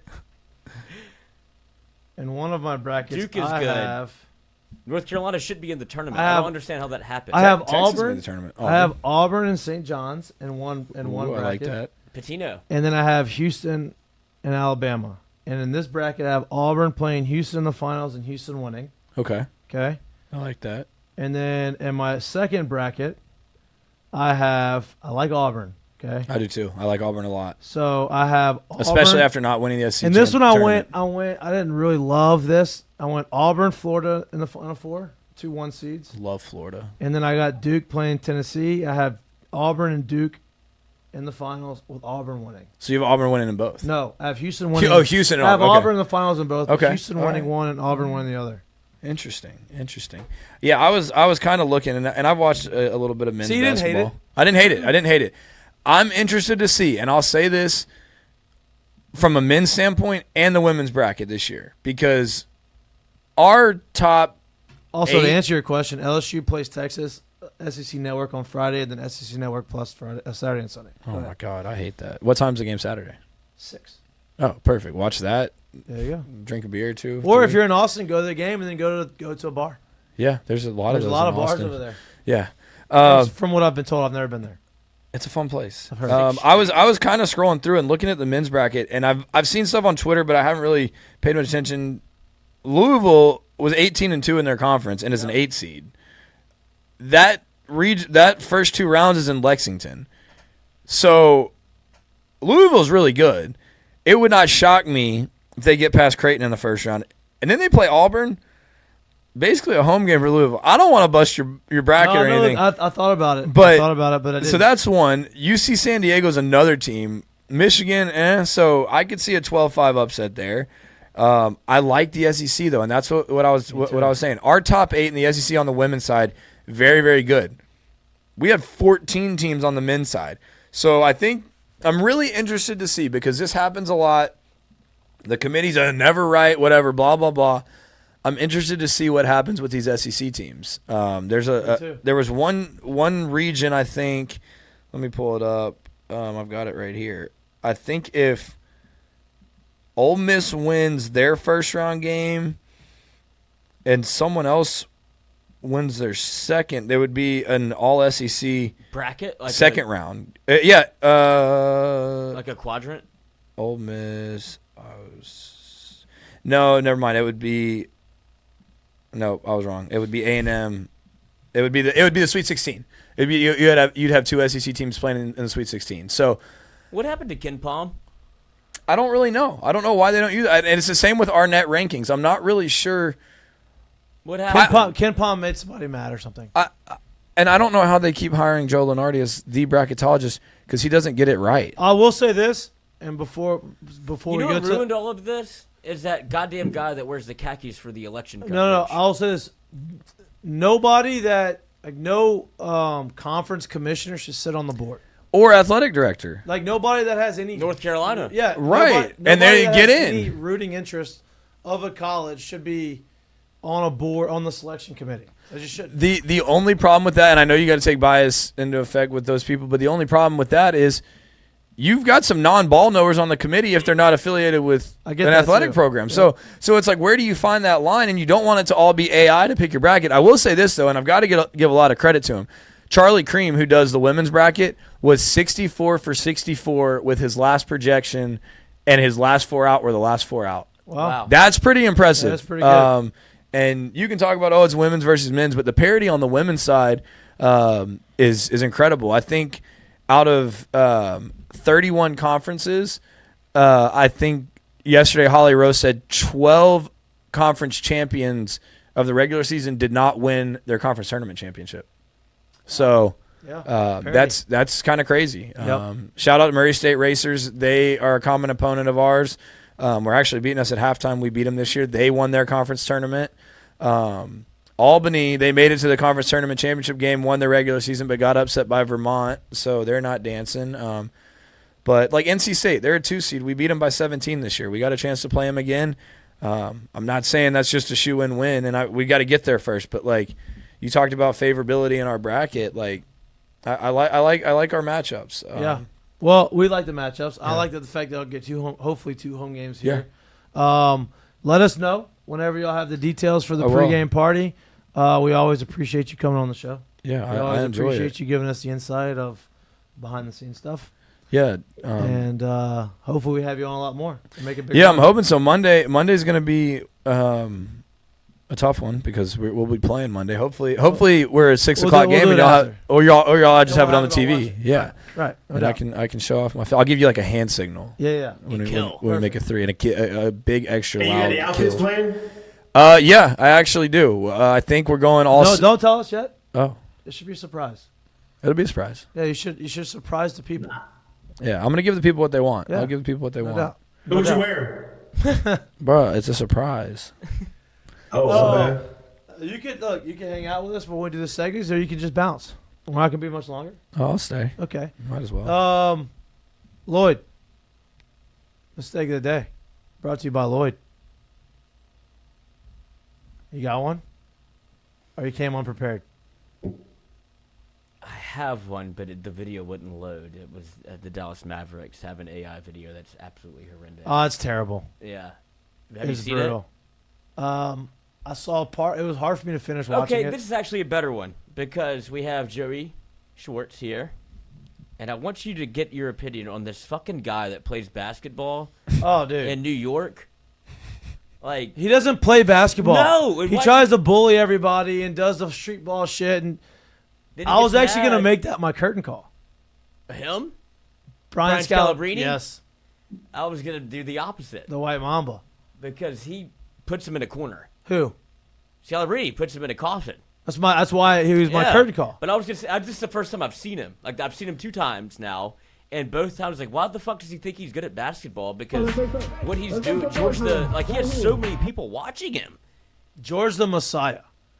And so so that's what he does. So he tries to he fouls everybody. But then he won't. And then he gets mad when he gets fouled. So all Scalabrine says is, you've been touching me, you've been grabbing me and fouling me the whole time. That's a foul. And so Brian Scalabrine was like, I'm just going to do it to you. And then Scalabrine's 6'9". People forget that, that's a foul. Yeah. That's not a foul. He's locking him up. And then Scalabrine just goes right at his throat. Put that D on him. Scalabrine said, I'm closer to LeBron than you are to me. Mm-hmm. Is what he said, which is very true. Like, hey, I'm, and he's not close to LeBron, but he's closer to LeBron in talent than you are to me. And I like Brian Scalabrine because he likes to call these people out and beats them. You think you could beat an NBA player one-on-one? I was the worst. He was the worst. He was the worst rated player in NBA 2K. I don't know what year it was. And from that point forward, he said, if you think you could be an NBA player, I'm the worst rated player in the video game. Come and play me. And nobody could beat him because he's really good. Yeah. You know? Like, people just don't understand it. So that's your curtain call. I mean, that's your... Yeah, we went 2 different directions but got to the same place. Yeah. All right, curtain calls. Brought to you by our friends at Perkins McKenzie. You got one, Jay? Yeah, I mean, can I do the obvious here? I mean, yeah. We got two LSU greats who have absolutely reset the NFL free agency market. So, Curtin Payday. Carter, Jamar Chase, and Derek Stingley. Them boys got paid. Highest paid non-quarterback and highest paid cornerback in the history of the league. No, it's going to happen every year because of the way it Stingley's is. gonna get but- it again. He did a 3-year deal. That's insane. Who did? Stingley. Yeah. He's what, 23? So you have to pay him again at 26. Yep. Yep. Shout out to them. Shout out to that team. Lockdown.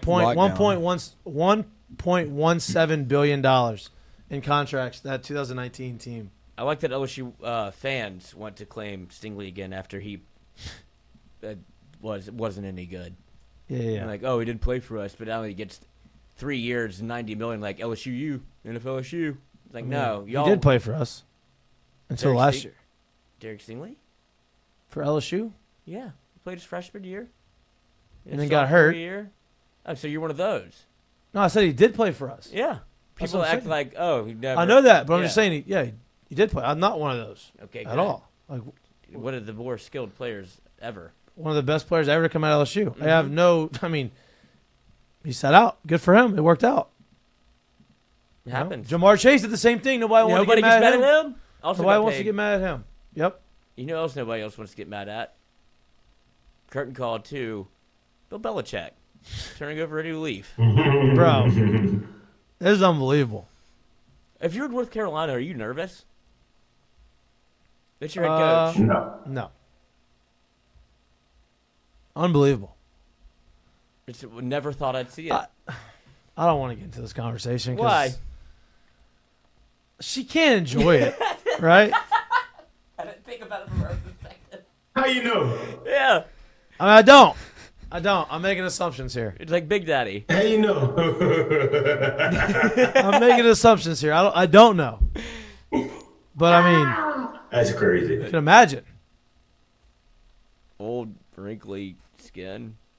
Yeah. What? Yeah, you're well, right. They can't be. Yeah. But And you took my curtain call as your. I don't know. Strong like bull. Maybe. I'm on the other side of your mistake of the day with my curtain call, the White Mamba, calling people out, making people feel like idiots, and going out there and putting the guy in his place. I respect that, right? You're gonna go there and you're gonna get mad at me for playing the same type of basketball you played. I'm gonna show you how to do it. You're gonna run your mouth. You're gonna try to act like you're all big and bad. Let me show you. I'm out of shape. I'm a 6'9" redhead white guy, and I just whooped your ass. So, and honestly, to be honest with you, Scalabrini could have beat him without having to drive. Scalabrini could have just shot from the top of the key the entire time. He and was just beat so good on 2K with Yeah. the Celtics back in the day. top of the key, just boom, knock it down. But he didn't. He went right at him and then ended the game with some shots from the outside. So, shout out to them. All right, that's all we got for you today. Oh, I don't get one? Yeah, you do. Oh, you got I one. got one. Okay. This one's actually, it's a different one, but I don't want to put you on the spot. my curtain calls to Flau'jae Johnson, Big Four. Aside from everything she does on the court, she has just signed a deal with Experian, and Flau'jae is going to help wipe out $5 million in debt for families in the state of Louisiana. Wow. It's a new deal they're running during March Madness. Not deal, NIL deal, but the company announced last week that Flau'jae is now a spokesperson for Experian, and their $5 million consumer debt relief initiative, which will directly help 5,000 families in the state of Louisiana, which is incredible. The kid is one of the most selfless people that I know. She's impacting families in a state she's not even from, on top of being a great teammate, being a great ball player, being a great sister, being a great daughter. Boyfriend, girlfriend. Yeah, girlfriend. Get Chris Hilton right. Whatever it may be, it never fails to impress me what that kid does. I mean, you're talking about a 20, 21-year-old kid who came in to LSU and believed in us as a staff when we started recruiting her, because her biggest question is, can I do both? She said, can I be a rapper? Can I be a ball player? And it's one of my favorite Mulkey quotes. She said, baby, you can be whatever you want. You can go to the moon if you want, as long as you're back by practice back at practice at 1:30. I just need you for a couple hours a day. You can go rap. You can do anything you want, and she has really capitalized on this opportunity, and it's just special to see because she does it out of the goodness of her heart. She doesn't do it because she has to. We had a box of JBL headphones and portable speakers that were sitting in our conference room for like 2 or 3 months. I didn't know what they were for. They had Flage's name on the box. Well, come to find out, Flage gifted every janitor and cleaning person in our building new headphones and speakers just because they clean up after us. And Flage doesn't even work in that building. That's athletic administration. But Flage sees them around campus and sees different ways to help people in need. This year and last year and the year before that for breast cancer, Coach Starkey's on the K. Yao Foundation. So every year we have our pink game. And Coach Starkey donates $1 for every student in the student section. And it's been $1,000 the past 3 years. Flage's matched that every year. At Christmas, Flage donates money to the Baton Rouge community to buy toys for underprivileged kids. She also does it in Savannah. So my curtain call goes to Flage Johnson for everything she does off the court. I appreciate the stuff she does on the court, but you'll be seeing the Experian commercial. She has a really good Powerade commercial with a great freestyle on it. Came out with a new song yesterday or this weekend. So Flage Johnson gets my curtain call. What It Takes out now on all streaming platforms. There you go. Pretty fire. So love it. That's my curtain call. Go listen to it. I would play it. What? I said I would play it. Can't do that. We're gonna get in trouble. Yep. We would play it, but we get in trouble. We could talk to You her go, if she wants to girl. license it. Yeah, if she wants to license it for her show. Oh, that'll know. Flage, NIL deal, mic'd up. Mic'd Poof. up. Can't afford the same thing that Experience paying her. We could do friends and family discount. Yeah, exactly. We'll talk about it. I'll call momager. That's her mom. Her mom, Kia, is the momager, not the manager. The momager. Love that. So, Love that. Yeah, we'll talk about it. Yeah. We appreciate y'all. This is all we got for this Monday. We'll see you on Wednesday, live in studio from 6 to 8-ish. Hopefully have some more baseball conversation pregame or preview the weekend that's going to be in Austin. Last time LSU played a 3-game series against Texas. 2009. What happened there? That's a championship game. Had some memories. We'll talk about it on Wednesday. Reminisce a little bit. We appreciate you. We love y'all. Please like and subscribe to our YouTube channel. If you can't watch us, but you like listening to us, anywhere you get your pods, we'll be back Wednesday. Enjoy the rest of your Monday. Peace. Yeah! Boom. Good show. Look at that. Get the fireworks. Look at that. I'll go pop it. Later.